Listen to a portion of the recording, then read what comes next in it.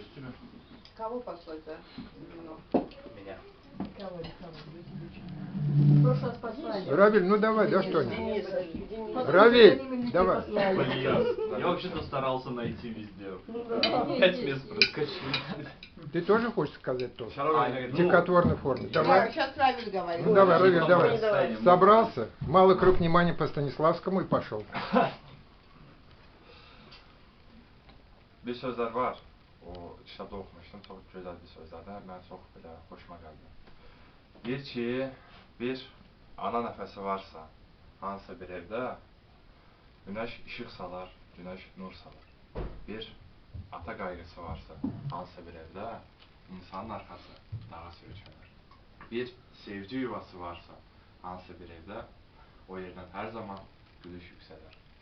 Bir körpə nəfəsi varsa, hansısa bir evdə o evə daima bərəkət gəlir. Будем. Будем, будем. Да. Хорош, хорош.